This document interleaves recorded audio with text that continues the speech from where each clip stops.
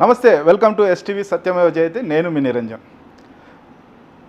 Machine south పేరు మీద తెలంగాణలో పాగా వేసేందుకు బీజేపీ ప్రయత్నం చేస్తోంది. ఇందులో భాగంగా జహీరాబాద్ మీద స్పెషల్ ఫోకస్ పెట్టింది. ఎలాగైనా సరే జహీరాబాద్ సీటును సాధించాలని చెప్పేసి sitting MP BRS MP BB పాటిల్ని బీజేపీలో చేర్చుకుంది బీజేపీ. ప్రస్తుతం మనతో మాట్లాడేందుకు దేశేటి పటేల్ ఉన్నారు, బీజేపీ యువ నాయకుడు, అలాగే ఎంపీటీసీ కూడా. ఆయన అడిగి అసలు బీజేపీ పార్టీ జహీరాబాద్లో ఏ విధంగా పోతుంది, బోని కొట్టబోతుందా లేదా అనేది కూడా అడిగి తెలుసుకుందాం. అన్న నమస్తే. అన్న ఏం సంగతి, ఎట్లా నడుస్తుంది? మొత్తం ప్రచారం అయితే జోరుగా ఉంది, మాటల యుద్ధమే నడుస్తుంది, కానీ మొత్తం మీద రిజల్ట్ అనేది ఎలా ఉండబోతుంది అనేది కూడా కొంత ఇంకా ప్రజలు ఒక ఏది వైపు ఇంకా స్వింగ్ ఆ మూడు ఇంకా రాలేనట్టుంది. చూసుకుంటే వెళ్ళండి, 13వ తారీఖు ఇంకా దగ్గరలో ఉంది కదా.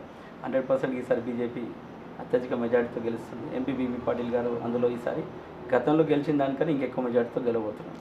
బీబీ పాటిల్ ముఖ్య అనుచరుగా ఉన్న మీరు ఒక విషయం చెప్పగలుగుతారా? బీఆర్ఎస్ బీజేపీ రెండు ఒకటే, కేవలం కవితకి బెయిల్ రావడం కోసం అని చెప్పి బీజేపీ బీఆర్ఎస్తో దోస్తి కుదిర్చిచ్చిండు కేసీఆర్, అందుకే బీబీ పాటిల్ బీజేపీలో జాయిన్ అయినా రేవంత్ రెడ్డి గారు అంటారు. ఇది అవాస్తవం. కాంగ్రెస్ వాళ్ళు మాట్లాడే మాటలు అందరికి తెలిసిన విషయాలే. వాళ్ళు ఏం మాట్లాడతారో వాళ్ళకే తెలియదు, వాళ్ళు ఏం చెప్తారో వాళ్ళకే తెలియదు. ఈరోజు దినం బీజేపీ బీఆర్ఎస్ ఒకటే అని చెప్పి వాళ్ళే అంటారు. మళ్ళీ మొన్న స్టేజ్ మీద మోదీ వచ్చినప్పుడు हमारे बड़े भाई है बीजेपी नरेंद्र मोदी साहब, आप कहा था हमारा ऊपर रहना, आपका हाथ रहे तो हम सुकून रहते అని వాళ్ళే అన్నారు. సో అది వాళ్ళకే వదిలేస్తాం, వాళ్ళు ఆలోచించాలి, వాళ్ళు ఏం మాట్లాడుతారో వాళ్ళ విధేయతకే వదిలేయాల్సిన పరిస్థితి. ముఖ్యంగా మనం చూస్తే జహీరాబాద్ పార్లమెంట్ సెగ్మెంట్ పరిధిలో మొత్తం కూడా బీఆర్ఎస్ క్యాడర్ ఏదైతే వచ్చిందో బీజేపీలోకి, ఆ క్యాడర్ బీజేపీ అసలైన బీజేపీ నాయకులను డామినేట్ చేస్తుంది. దాంతో కొంత వాళ్ళు అసహనానికి లోన్ అవుతున్నారు, కొంత నారాజుగా ఉన్నారు అనేది కూడా ఒక చర్చ జరుగుతుంది. అలాంటిది ఏం లేదు. యాక్చువల్లీ ఇప్పుడు ఏముందంటే, ఎవరైతే బీజేపీ పార్టీలో జాయిన్ అయ్యారో ఎంపీ గారి ఆధ్వర్యంలో, బీబీ పాటిల్ గారి ఆధ్వర్యంలో ఎవరైతే జాయిన్ అయ్యారో అందరూ ఉన్న బీజేపీ క్యాడర్ కిందనే పనిచేస్తున్నారు, బీజేపీ క్యాడర్తో కలుపుకొని పనిచేస్తున్నారు. ఎవరు కూడా డామినేషన్ కానీ అలాంటిది ఏం లేదు. ఇప్పుడు ఏదున్నా పైనుంచి కూడా ఉన్న 7 నియోజకవర్గాల్లో మొత్తం పార్లమెంట్ సెగ్మెంట్లో కూడా 100%గా బీజేపీ వాళ్ళ త్రూనే పనిచేస్తున్నారు. అలాంటిది ఎక్కడ కూడా లేదు. అది ఏదో అపోహ క్రియేట్ చేసి పెడుతున్నారు మార్కెట్లో తప్ప అట్లాంటిది ఏం లేదు. ఎక్కడ కూడా అట్లాంటిది ఏం లేదు. ఇప్పుడు నేను కూడా ఎంపీటీసీ ఉన్నా, నా గ్రామంలో కూడా ఉన్న బీజేపీ ముఖ్య నాయకులు బీజేపీ ప్రెసిడెంట్తోనే నేను నడిపిస్తున్నాం, వాళ్ళతో కలిసి మేము పనిచేస్తున్నాం. నా ఊళ్ళో కూడా నేను బూత్ మెంబర్ని. ఎందుకు అన్యూహంగా బీఆర్ఎస్ ఓటమితోని ఇంకా బీబీ పార్టీలు గెలవడు అని బీజేపీలో జాయిన్ అయ్యారా? అది అవాస్తవం. బీజేపీలో ఉన్న బీఆర్ఎస్లో ఉన్న 100% బీబీ పాటిల్ గెలుపు ఖాయం. ఇప్పుడు గతంలో చూసుకున్నట్టే 2014లో ఆయన్నే గెలిచిండు, ప్రజలు గెలిపించారు అత్యధిక మెజార్టీతో. 2019లో కూడా ఆయన్నే గెలిపించారు. కొంచెం ఏదైతే ఉందో బీజేపీ బీఆర్ఎస్ మీద ఏదైతే వ్యతిరేకత ఉందో, బీజేపీ అనేది ఈరోజు దినం దేశంలోనే ఒక గట్టి పార్టీ, ప్రజలకు సేవ చేయాలన్న ఒక మంచి ఆలోచనతో ఉన్న ఎంపీ గారు కాబట్టి బీజేపీతోనైతేనే ఏదైనా చేయగలుగుతా, బీజేపీ వల్లనే నా ప్రాంతాన్ని అభివృద్ధి చేయగలుగుతా అన్న ఒక ఆలోచనతోనే బీజేపీలో జాయిన్ అయ్యింది తప్ప కానీ ఏదో అవాస్తవాలు పుకార్లు ఏవో నడుస్తున్నాయి, వాటిని అన్నింటిని ఖండిస్తున్నాం. అవన్నీ అబద్ధాలు, అవాస్తవాలు. అంటే 10 ఏళ్ల నుంచి ఎంపీగా పనిచేసారు, ప్రధానమంత్రి నరేంద్ర మోడీ ఉన్న పార్లమెంట్లో సభ్యుడిగా ఉన్నాడు. ఈ 10 ఏళ్ల నుంచి అనిపించలేదా మోడీ ద్వారానే దేశానికి మంచి జరుగుతుందని? ఇప్పుడు ఏమైపోయిందంటే 2014 ఏదైతే టీఆర్ఎస్ పార్టీ మొదలైంది, ఆ రోజు నుంచే 2014 నుంచే టీఆర్ఎస్ పార్టీ అనేది తెలంగాణలో ఒక ఊపు మీద ఉండే. సో ఆ రోజున తెలంగాణ పార్టీ గట్టిగా ఉంది కాబట్టి తెలంగాణలో మనమంటూ ఏదో చేయాలని ఉత్సాహంతో సార్ వచ్చిండు. అదే రాజకీయ రంగప్రవేశం సార్ది. వ్యాపారాలన్నీ పక్కన పెట్టి రాజకీయం ప్రజాసేవ కోసమే అంకితం కింద వచ్చింది ఆయన.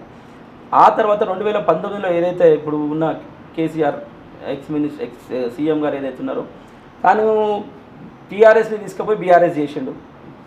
బీఆర్ఎస్ చేసిన తర్వాత భారతదేశంలోనే పార్టీ ఉంటుంది అనేది ఒకటి మనసులో అందరికీ క్రియేట్ చేసి పెట్టింది, లీడర్స్కి అందరికీ. భారతదేశంలోనే నా పార్టీ బీఆర్ఎస్ పార్టీ అనేది ఉంటుంది అనేది ఒక అపోహ అందరి లోపల మైండ్లో సెట్ చేసి పెట్టింది. సో అదే కాన్సెప్ట్తో అందరు ముందుకు పోయినారు, అదే ఆలోచనతో ఆయనకు సపోర్ట్గా ఉండుకుంటూ పోయి సమర్థించారు కదా. అప్పుడు మీరు కూడా సమర్థించారు, అందరు సమర్థించినాం. ఆ రోజున ఏంటంటే జరుగుతుంది వెనకటికి ఎవరు చెప్పలేరు కదా. ఈ రోజున ఓడిపోయినాక తాను పక్క కూర్చున్న తర్వాత ఆయన ఎన్ని చేసిండు, ఏమేం ప్రజలకు ఇబ్బంది పెట్టిండు, వాళ్ళ కుటుంబం ఎన్ని రకాల ఇబ్బంది పెట్టింది అని చెప్పేసి క్లియర్గా కనబడుతుంది.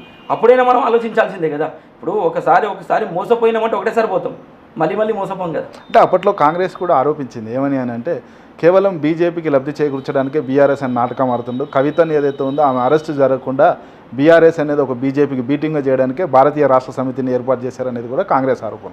తప్పు మాట. భారతీయ రాష్ట్ర సమితి చేయాలన్నది ఆలోచన కేసీఆర్ గారి ఉంది. ఆల్రెడీ మొత్తం భారతదేశం పర్యటన కూడా చేయడానికైనా అన్ని రకాలుగా సిద్ధం చేసుకున్నాడు. భారతదేశంలోనే పార్టీ ఉండాలని చెప్పేసి ఆయన వ్యక్తిగతంగా ఆయన ప్రిపేర్ అయిన విషయం. అప్పటి నుంచి కూడా ఆయన బీజేపీ వ్యతిరేకమే. ఎవరు కేసీఆర్ అంటే అయినా బీజేపీకి 100% వ్యతిరేకమే.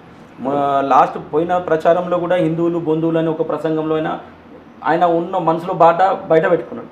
సో ఆయన బీజేపీకి ఇప్పుడు కాదు ఎప్పుడు వ్యతిరేకమే. ఆయన ఉనికిని కాపాడుకోవడానికి ఎప్పుడు కూడా నరేంద్ర మోడీకి కానీ బీజేపీ పార్టీ కానీ వ్యతిరేకంగానే వండుకుంటూ వస్తుంది. కానీ ఇప్పుడు ఈ బీజేపీ బీఆర్ఎస్ ఒకటే అన్న మాట అనేది తప్పు మాట. పేరుకే కామారెడ్డి వాసి బీబీ పాటిల్, కానీ ఆయన మొత్తం బీబీ పాటిల్ కాదు, బిజినెస్ పాటిల్ అని కాంగ్రెస్ ఎమ్మెల్యే మదన్ మోహన్ రావు అంటున్నారు. ఇక మదన్ మోహన్ రావు గురించి తెలియదు ఏం లేదు. మదన్ మోహన్ రావు అంటే ఒక టూరిస్ట్ రావు. 2014 లీడ్ వచ్చిండు, టీడీపీ నుంచి నించుండు, ఓడిపోయిండు, మళ్ళీ సుట్కి చదువుకొని ఇంటికి పోయిండు. 2017లో 18లో టీఆర్ఎస్లోకి వచ్చిండు. ఒక 3 నెలలు 4 నెలలు ఉన్నాడు. ఇక్కడ పప్పులు ఉడకలేవు, ఏదో కింద పెడదాం మీద పెడదాం ఏదో చేద్దాం అనుకుండు.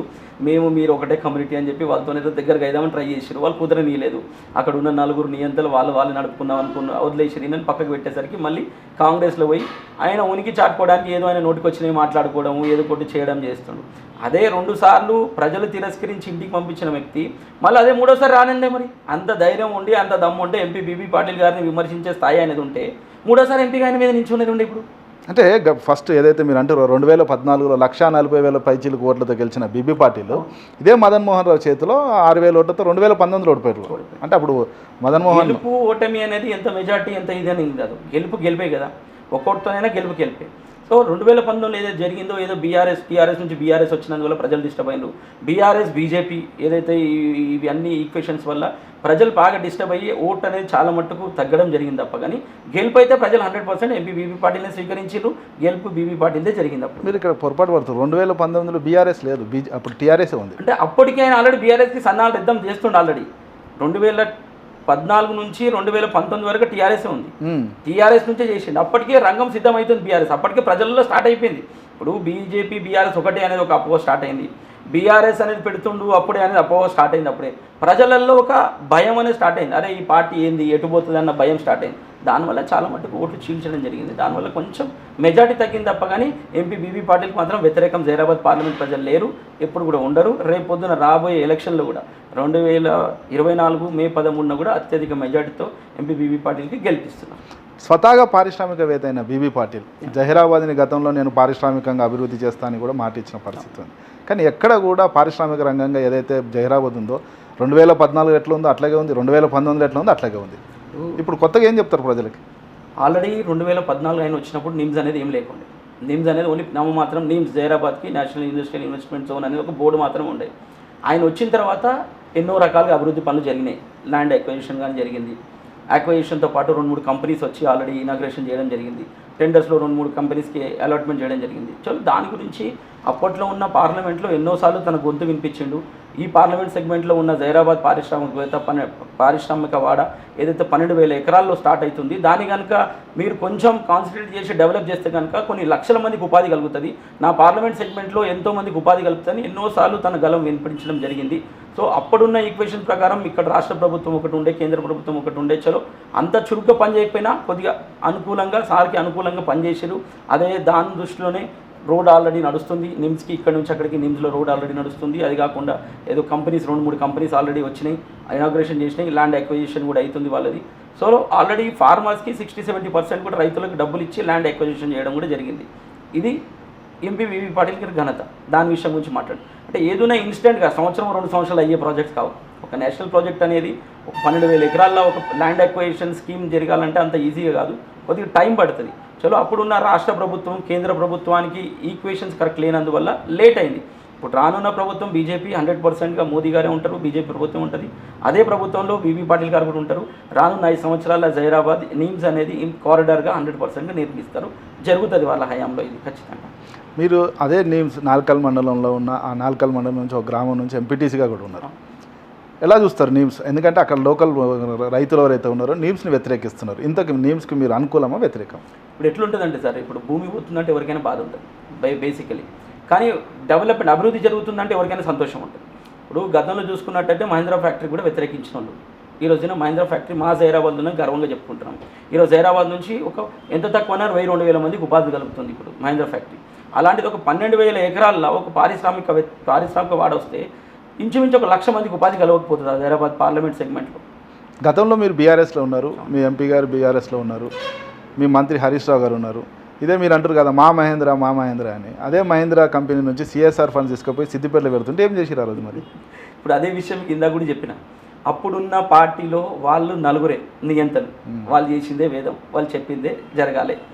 ఎవరైనా వాళ్ళకి విరుద్ధంగా కనుక ప్రవర్తిస్తే వాళ్ళని ఏం పరిస్థితో, వాళ్ళని ఏం చేస్తుండేనో, వాళ్ళని ఎక్కడ పక్కకు పెడుతుండో మీరు కళ్ళతో చూసిన విషయమే. ఎన్నో మీడియా సమావేశాల్లో కూడా అలాంటి జరిగిన సన్నివేశాలు ఎన్నో చూసిరు ఈరోజు దినం. అంటే 9 ఏళ్ళు నియంత కిందనే పనిచేసారు మీరు. అంటే అప్పుడు పార్లమెంట్ సెగ్మెంట్లో ఉండే సార్ది ఏదైతే ఎంపీ గారిది ఉందో పార్లమెంట్ వ్యవహారం కాబట్టి పార్లమెంట్ దానిలోనే ఆయన దృష్టి సాధిస్తుండే, దాని ప్రాంతానికి ఏం డెవలప్ చేయాలో దాని మీద సాధిస్తుండే. కానీ స్టేట్ మొత్తం ఆయనకి ఆ పార్టీలో జొర్రి ఈ తెలంగాణ రాష్ట్రం గురించి మాట్లాడే అవసరం ఏముందానికి.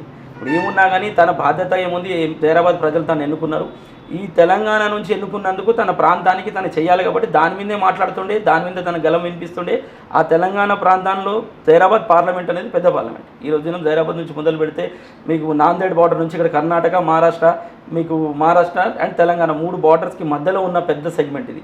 సో దీని అభివృద్ధి గురించి తను ఎక్కువ కాన్సన్ట్రేట్ చేస్తుండే.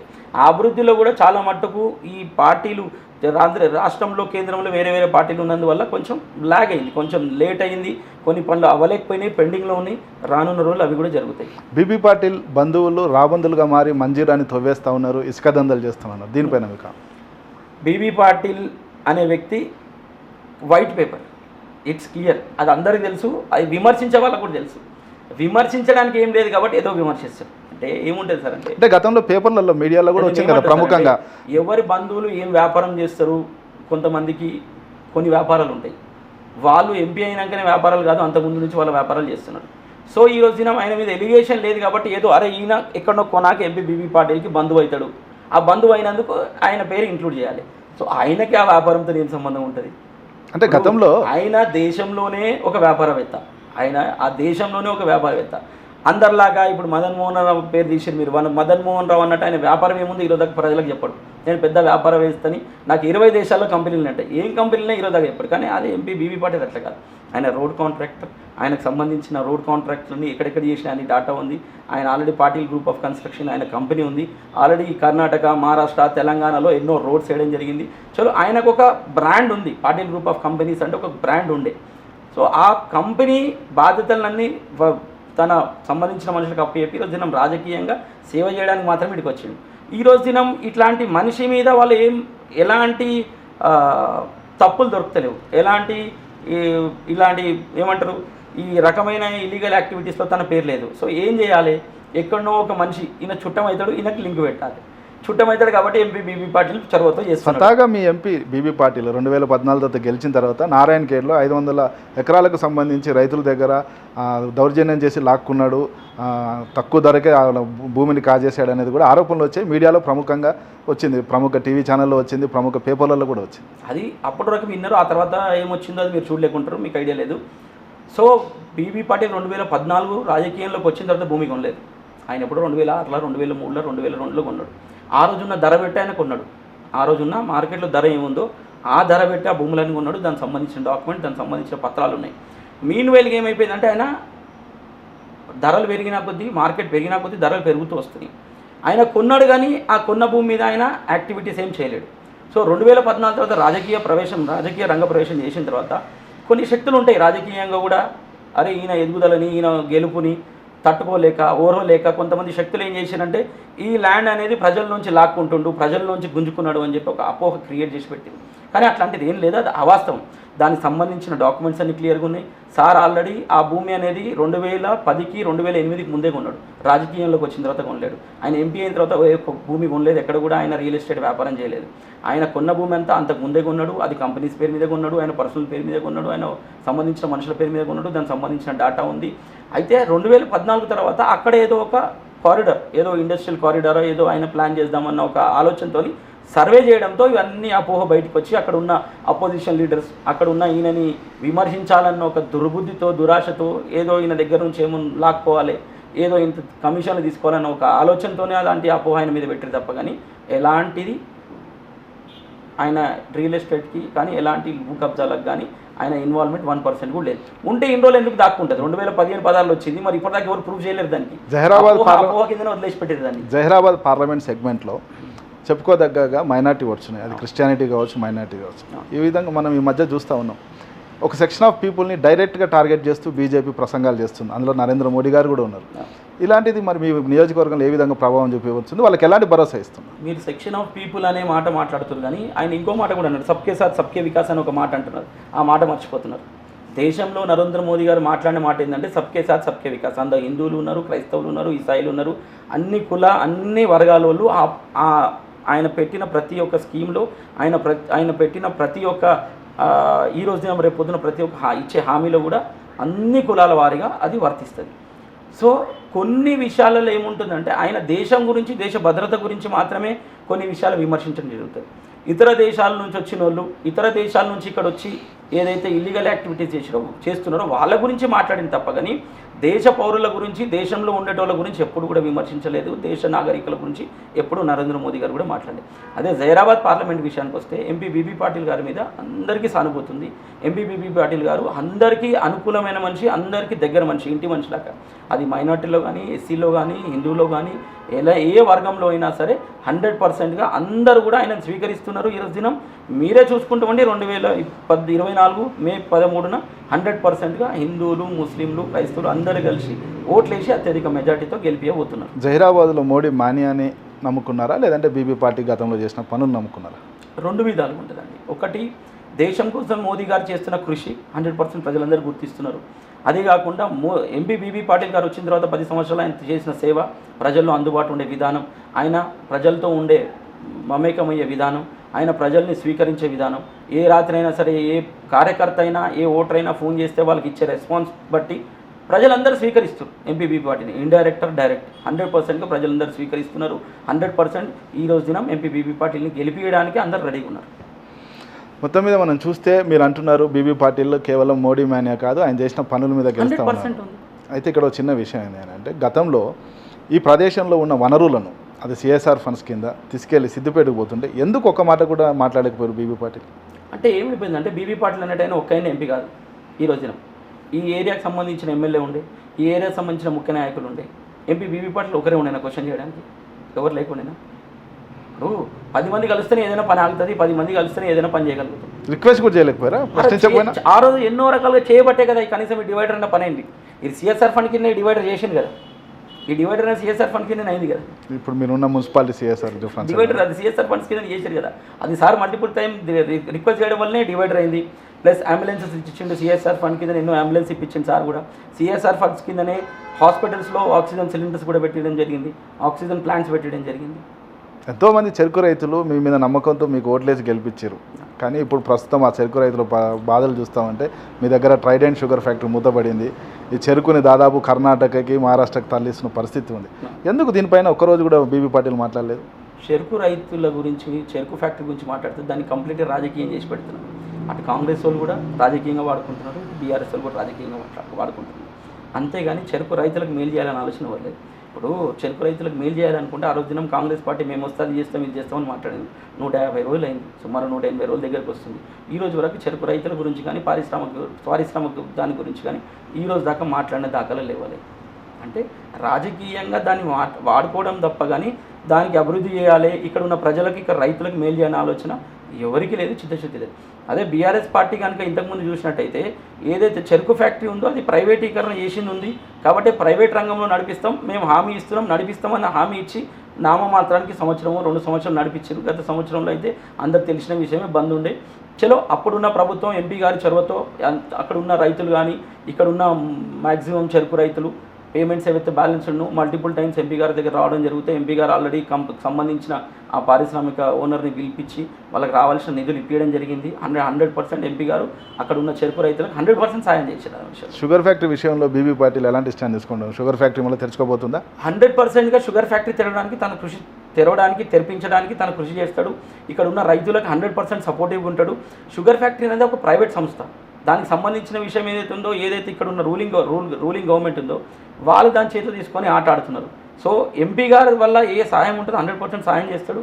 ఆ షుగర్ ఫ్యాక్టరీకి సంబంధించిన మద్దతు ఎంపీ గారు ఎప్పుడు ఉంటుంది. లోకల్గా మీరు చూస్తే కాంగ్రెస్ నాయకులు ఉండే, సీనియర్ మాజీ మంత్రి కూడా చంద్రశేఖరరావు ఉన్నారు. బీజేపీ వస్తే రాజ్యాంగాన్ని మార్చేస్తుంది, రిజర్వేషన్లు తీసేస్తుంది అంటున్నారు. ఏం మాట్లాడతారు? ఆయన కూడా మాట్లాడితే ఆయనకి ఏం చెప్పలేదు. ఆయన టీడీపీలో ఉండే, కాంగ్రెస్లో ఉండే, టీఆర్ఎస్లో ఉండే, బీజేపీలో కూడా ఉండే, మళ్ళీ రీసెంట్గా కాంగ్రెస్కి రావడం జరిగింది. అయితే ఆయనని ఏమనాలో ఇక మనం మాట్లాడే పరిస్థితి లేదు. ఇప్పుడు దినం రాజ్యాంగం అనేది ఎవరు మార్చాలంటే మార్చేది కాదు.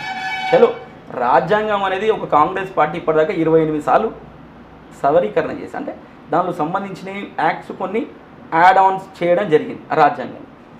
ఏదో ఒక మాట ఎప్పుడో జరిగితే రాజ్యాంగంలో ఏదైనా చేంజెస్ మాత్రం ఏదైనా పొందుపరచడం కానీ జరుగుతుంది తప్ప, కానీ రాజ్యాంగం తీసి వేరే రాజ్యాంగం పెట్టేది ఎవరి తరం కాదు. ఈ భూమి మీద ఇప్పుడు అది జరిగే పని కాదు. అది అంటే ఈ సిట్టింగ్ ఎంపీ అనంత్ హెగ్డే అని అంటున్నారు కదా, కర్ణాటకలో ఉన్న సిట్టింగ్ ఎంపీ అనంత్ హెగ్డే అంటున్నాడు, మాకు 400 సీట్లు ఇవ్వండి, మేము రాజ్యాంగాన్ని మార్చేస్తామని బహిరంగంగా చేస్తాము అనే మాటకి ఏంటంటే అందరూ ఏమంటారు, రాజ్యాంగం తీసేసి కొత్త రాజ్యాంగం రాస్తారని అనుకుంటారు. తప్పది. రాజ్యాంగం అనేది ఏదైనా పొందుపరిచేది, ఏదైనా సంబంధించి సవరణ చేయడానికి మాత్రమే ఉంటుంది తప్ప, కానీ అవి హామీలుగా ఇవ్వచ్చు కదా. ఇప్పుడు మేము వస్తే పలానా హామీ, ఇప్పుడు మీరు త్రిబుల్ తలాక్ ఉంది, త్రిబుల్ తలాక్ని మీరు తీసేశారు చెప్పారు, ఓకే వినండి, అట్లా హామీలు ఇవ్వండి. ఆ రోజున మాది హామీ 100% ఇవ్వలేదు, కానీ చేశారు, ఇంప్లిమెంట్ చేశారు. ఆర్టికల్ 370 అంటే మీరు ఏం మార్పులు చేయాలనుకుంటారో ప్రజలకు చెప్తే ఇంకా అది కొంచెం విశదీకరంగా ఉంటుంది కదా. అంటే ఆల్రెడీ ఏదైతే ఇప్పుడు బీజేపీ పార్టీ మేనిఫెస్టో ఉందో ఆల్రెడీ మేనిఫెస్టోలో ఉంది, ఏమేమి చేస్తున్నారు ఏమేమి చేయబోతున్నారు మేనిఫెస్టోలో క్లియర్గా ఉంది. 100% వాటికి అనుగుణంగా చేస్తారు తప్ప, కానీ రాజ్యాంగానికి ఎప్పుడు కూడా బీజేపీ పార్టీ విరుద్ధం కాదు. రాజ్యాంగానికి రెస్పెక్ట్ ఇస్తుంది, అదే రాజ్యాంగం ఉంటుంది, ఆ రాజ్యాంగ ప్రకారంగానే ఈ రోజు దినం అన్ని కార్యక్రమాలు జరుగుతాయి. మైనార్టీ రిజర్వేషన్లకు బీజేపీ వ్యతిరేకం బాటంగానే ఆ నాయకులు చెప్తారు తమ ప్రసంగాల్లో. ఏం చెప్తారు అంటే, మీ రిజర్వేషన్ తీసేసి మైనార్టీలకి ముస్లిమ్స్కి ఇవ్వాలని చూస్తూ ఉన్నారు. కర్ణాటకలో అదే జరిగింది, గతంలో ఆంధ్రప్రదేశ్లో కాంగ్రెస్ ప్రభుత్వం ఉన్నప్పుడు కూడా అదే జరిగింది అనేది కూడా స్వతహాగా పెద్ద పెద్ద నాయకులు వాళ్ళ ప్రసంగాల్లో చెప్తూ ఉన్నారు. ఎట్లా చూస్తున్నారు దీన్ని? అంటే మీరు ఎందుకంటున్నానంటే ఈ ప్రశ్న ఎందుకు వేస్తున్నా అంటే, మీ సెగ్మెంట్లో ముఖ్యంగా మీరుంటున్న జైరాబాద్లో చూసుకుంటే చెప్పుకోదగ్గ ముస్లిం ఓటర్లు ఉన్నారు, మరి వాళ్ళకి ఎట్లాంటి అభయం ఇస్తారు మీరు? ఇప్పుడు ఎట్లుంటే మైనార్టీలకు సంబంధించిన రిజర్వేషన్ని మార్చాలి అనుకుంటే కనుక ఈ రోజు దినం ఆర్టికల్ 370 తీసినందువల్ల ఎంతోమంది ముస్లిమ్స్కి మేలైంది. అక్కడ ఉన్న ముస్లిమ్స్ బానిసల్లాగా ఉంటుండే, కాశ్మీర్లో ఏరియాలో బానిసల్లాగా ఉంటుండే, ఇతర ప్రాంతాల్లో చేతిలో బానిసల్లాగా ఉంటుంది. ఈ రోజు దినం ఆర్టికల్ 370 తీయడం వల్ల మీరు అక్కడికి వెళ్ళి చూడండి, ఈరోజు వాళ్ళు ఎంత ప్రశాంతంగా ఉన్నారు, ఎంత ప్రశాంతంగా వ్యాపారాలు చేసుకుంటారు, ఎంత ప్రశాంతంగా ఈరోజు దినం వాళ్ళకు ఫెసిలిటీ దొరుకుతుంది అక్కడికి వెళ్ళడానికి. ఒకప్పుడు వాళ్ళ ఉన్న కొన్ని ప్రాంతాలకు వెళ్ళాలంటే గుర్రం తప్ప వేరే పరిస్థితి లేదు వాళ్ళది. ఈ రోజున అలాంటి ప్రాంతాలు కూడా కారు పోయే పరిస్థితి ఉంది. ఈ రోజు దాకా ఏ ప్రధాని కూడా కాశ్మీర్కి బై రోడ్ పోయిన దాఖలాలు లేవు. One and only first prime minister ఈరోజు బై రోడ్ కాశ్మీర్ దాకా పోయిన మనిషి మన నరేంద్ర మోదీ గారే. నేను ఏమంటున్నా అంటే, మైనార్టీలకు కానీ ఎస్సీలకు కానీ ప్రభుత్వం ఎప్పుడు వ్యతిరేకం కాదు. చలో దానికి సంబంధించిన సవరణలు చేస్తా అంటారు. ఇప్పుడు ఏదైతే వీళ్ళు ఇప్పుడు 12% ఇస్తాం, 14% ఇస్తాం, 15% ఇస్తాం, 20% ఇస్తామని ఏదైతే అబద్ధం హామీలు చెప్తున్నారు. ఇప్పుడు కాంగ్రెస్ పార్టీ మైనార్టీలకు ఎప్పుడు సహకారంగా ఉంది, ఎప్పుడు వాళ్ళకు మేలు చేయాలని ఆలోచించింది? ఇప్పుడు గతంలో చూసుకున్నట్టయితే మనకు స్వాతంత్రం వచ్చినప్పటి నుంచి ఎక్కువ శాతం ఈ దేశాన్ని పాలించింది కాంగ్రెస్ పార్టీ. కాంగ్రెస్ పార్టీ ఏం చేస్తుండే, సైకిల్ కంపెనీ వాళ్ళు పెడితే cycle repair shop, cycle puncture దుకాణం వీళ్ళకి పెట్టిస్తుండే. కారు కంపెనీలు, మ్యానుఫ్యాక్చరింగ్ కంపెనీ వాళ్ళు పెడితే కార్ రిపేర్ షాపులు, కార్ పంక్చర్ షాపులు వీళ్ళని పెట్టుకుంటారు. అంటే వీళ్ళని ఒక ఓట్ బ్యాంక్ లాగానే వాడుకుంది తప్ప, కానీ ఈ రోజు దాకా వీళ్ళని ఒక కార్యకర్తలాగానో వీళ్ళు మన కుటుంబం లాగానే ఎప్పుడు ఆలోచించలేదు. బీజేపీ కూడా హిందువులను ఓట్ బ్యాంక్ అనే వాడుకుంటుంది కదా. Highly impossible. అట్లా వాడుకుంటే కనుక, అట్లా ఆలోచిస్తే కనుక ఈ రోజు దినం దేశంలో ఇంత ప్రశాంతంగా ఏది జరగదు. చూసుకున్నట్టయితే రామ మందిరం ఉన్న 500 సంవత్సరాల నుంచి ఉన్న ఒక ఇష్యూ, ఆ ఇష్యూని ఒక రక్త బొట్టు భూమి మీద చిందకుండా, ఎలాంటి ఇష్యూ లేకుండా, ఎలాంటి విమర్శలు లేకుండా, ఒక అన్ని కులాలకు అన్ని మతాలకు అనుకూలంగా అందరినీ నచ్చజెప్పి ఈ రోజున రామ మందిరం నిర్మించడం జరిగింది. అదే కాంగ్రెస్ పార్టీ హయాంలో ఉన్నప్పుడు రామ మందిరం అనేది ఒక డిస్ప్యూట్, అంటే అదొక గొడవగా, అంటే ఒక కులాల గొడవగా తీర్చిదిద్ది దాన్ని ఒక పెద్ద ఇష్యూగా క్రియేట్ చేసి పెట్టారు భారతదేశంలోనే. ఈ రోజు దినం ఆ ఇష్యూ ఇన్స్టెంట్గా ఓట్ల కోసమే నిర్మాణం పూర్తి కానీ అయోధ్య రామాలయాన్ని ప్రారంభించారు మోడీ అనేది కూడా ఒక ఇది ఉంది. మరి ఇప్పుడు ఎట్లుంటుందంటే, విమర్శించడానికి ఎంతైనా ఉంటుంది, విమర్శించుకోవచ్చు. జాగ పెద్దగా ఉంది, భూమి పెద్దగా ఉంది, ఎంతైనా విమర్శించుకోవచ్చు. అంటే చాలామంది ఇప్పుడు ఏముంటుందంటే, ఏదైనా సరే మన హిందూ ధర్మంలో కానీ ఒక ముహూర్తము, ఒక టైము, ఇవన్నీ ఒక కాల పరిణామము. గుడి ఇన్ని రోజులు మొదలు చేస్తే ఇన్ని రోజుల్లో దానికి కనిష్టం పాన ప్రతిష్ఠ చేయాలి అనేది ఒకటి కొన్ని ఉన్నాయి, శాస్త్రంలో ఉన్నాయి, నియమాలు ఉన్నాయి. ఆ నియమాలు తగ్గట్టే చేస్తారు తప్ప, కానీ ఇక గుడిని అట్లే. కానీ పీఠాధిపతులే కదా వ్యతిరేకించింది, నిర్మాణం పూర్తిగాని దాంట్లో ప్రాణ ప్రతిష్ఠ అయిందని. అది పీఠాధిపతుల్ని నేను విమర్శించాను, కానీ వాళ్ళకి తెలిసి తెలియకుండా ఈ పీఠాధిపతుల్లో కూడా ఏంటంటే రాజకీయాలుగా వాళ్ళు కూడా ఎంతోమంది డివైడ్ అయిపోయారు. సో కొంతమంది విమర్శించినంత మాత్రం ఏమవుతుంది, ఎంతోమంది దానికి 100%గా అది చేస్తేనే మంచిది, అది చేస్తేనే దేశం మంచిగా ఉంటుంది, ఈ టైంకి చేస్తేనే బాగుంటుంది అని చెప్పి ఎంతోమంది చెప్తేనే ఎంతోమంది సలహాల మేరకే చేయడం జరిగింది.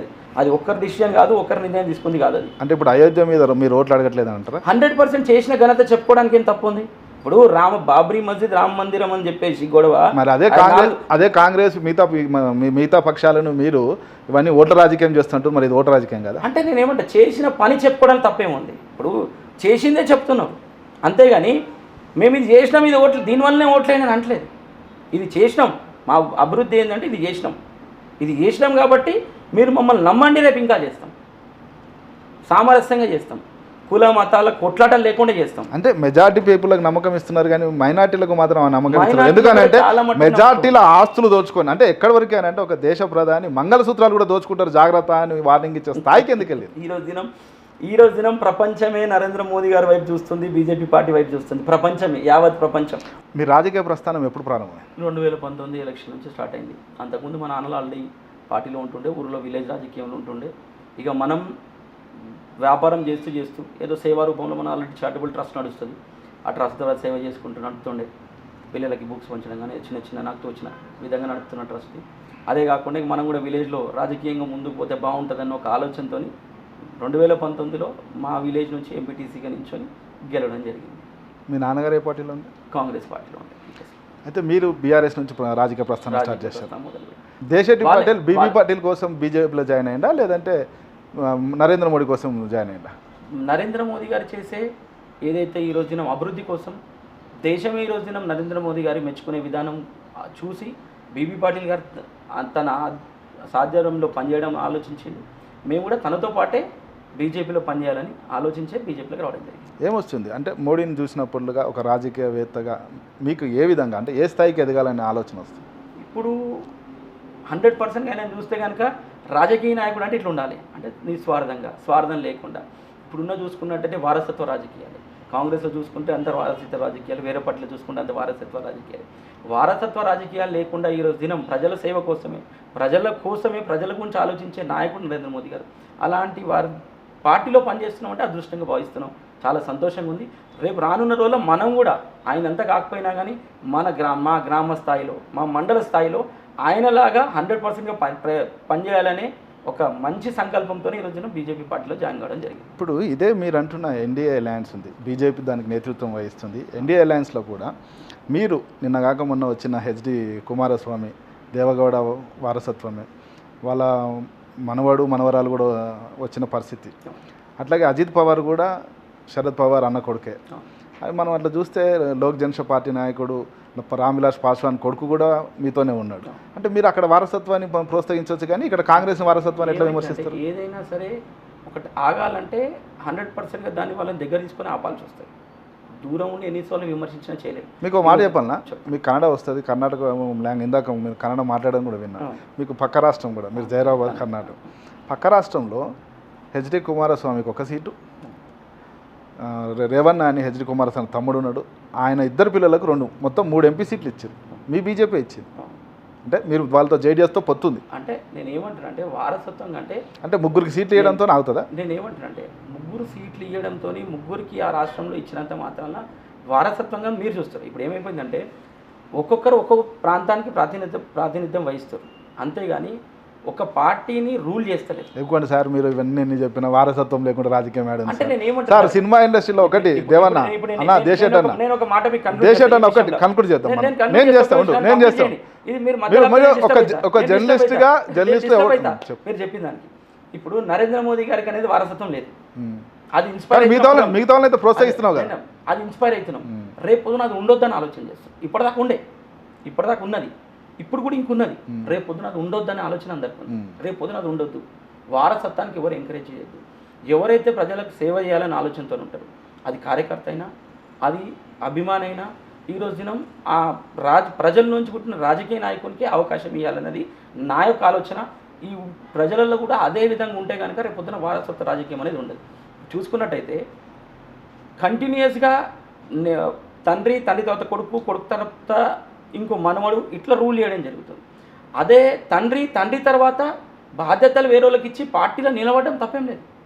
ఆ పార్టీలో ఏది నుంచి ఎమ్మెల్యేగాను ఏడు నుంచో ఇంకో దగ్గర నుంచో నిలవడం తప్పలేదు. అది ఒక్కటే పార్టీలో ఎమ్మెల్యేలు, ఎంపీసీలు, రాజ్యసభలు ఇన్ని తీసుకోవడం తప్పండి.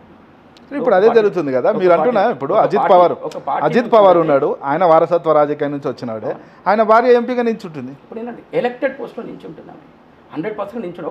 ఒక ప్రాంతానికి ప్రాతినిధ్యం వహిస్తుంది కదా, ఒక ప్రాంతానికి ప్రాతినిధ్యం అంత వారసత్వం రాదమ్మా. అంటే నేను ఏమంటున్నాను సార్ అంటే ఇది ఆగాలంటే గెలుపోవటం నుంచి మొదలవుతుంది. రాజ్యసభ ఇచ్చో ఇంకేదో నామినేటెడ్ పోస్టులు ఇచ్చో వారసత్వాన్ని కాపాడాలని మోదీ ఉద్దేశం కాదు.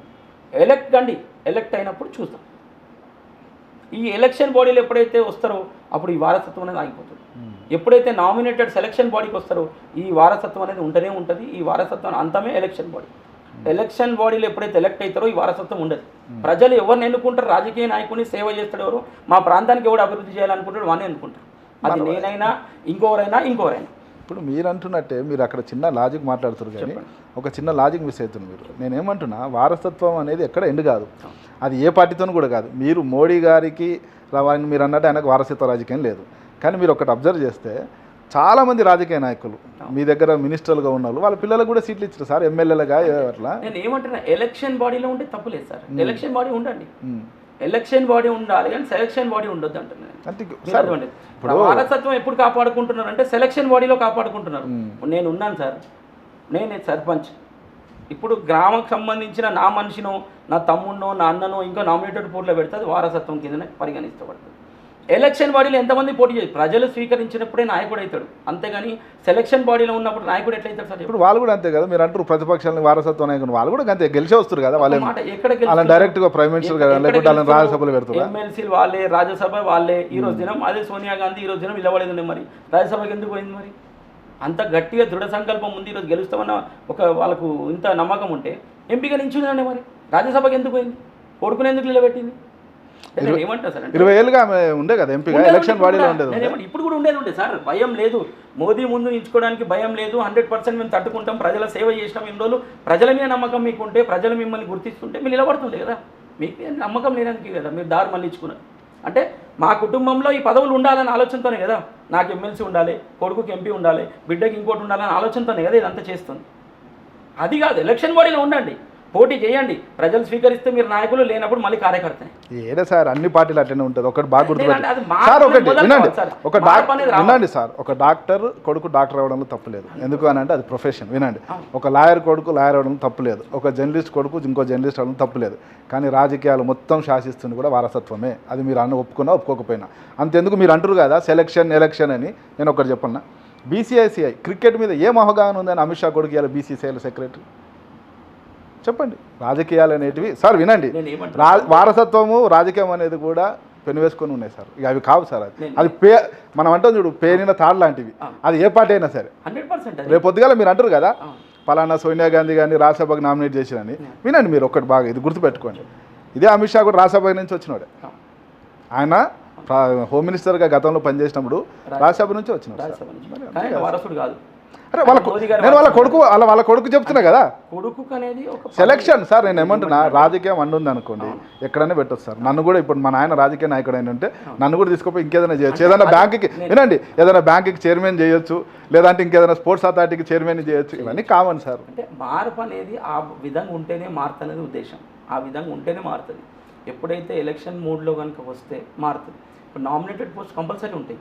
అది మిగతా వాళ్ళందరికీ అవకాశం ఇవ్వాలని ఆలోచన. ఇప్పుడు నేను ఉన్నా కార్యకర్త, నేను రేపు పొద్దున ఎలక్షన్ బాడీలో నేను లేనప్పుడు నేను కష్టపడతా ప్రజల కోసమో, నా ఊరు విలేజ్ ప్రజల కోసం నేను పనిచేస్తా అనునిత్యం.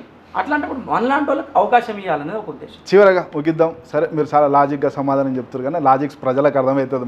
మనకన్నా తెలివైన వాళ్ళు ప్రజలు 100% తెలివైన వాళ్ళు 100% ప్రజలు ఏ విధంగా మన లాజిక్స్ మీరెంత లాజిక్గా మాట్లాడినా, నేను ఎంత లాజిక్గా క్వశ్చన్ అడిగినా అవన్నీ వాళ్ళకి తెలుసు. కానీ లాస్ట్కి చివరికి ఒక మాట మాత్రం చెప్తాను. ఇంత ధైర్యంగా ఇంటర్వ్యూ చేయడానికి ముందుకు వచ్చారు చూడు, అది నిజంగా అభినందనీయం. ఎందుకనంటే చాలామంది బీజేపీ నాయకులు, సాక్షాత్ మీ ప్రధాని మోదీ గారు కూడా బీజేపీ అంటే ఒక మీడియా ముందు రావడానికి కూడా చాలా భయపడుతూ ఉంటాడు. మీడియాని ఒకటి ఆయన 10 ఏళ్ల కాలంలో ప్రెస్ మీట్ పెట్టలేదు. ఆయన ఇంటర్వ్యూలు చూడండి, సెలెక్టెడ్ ఇంటర్వ్యూలే ఉంటాయి కానీ డైరెక్ట్ పబ్లిక్ ఇంటర్వ్యూస్ ఉండవు. బట్ ఎనీహౌ బీజేపీ పార్టీలో ఒక నయా సంస్కృతి కొనసాగాలని, మీడియా ముందుకు ఇట్లా బహిరంగంగా రావాలని, మీడియా ముందు తమ వ్యూస్ని పంచుకోవాలని, ప్రజలకు ఏం చేస్తామని హామీ ఇవ్వాలనేది కూడా కోరుకుంటున్నాం. All the best for your future. Thank you very much.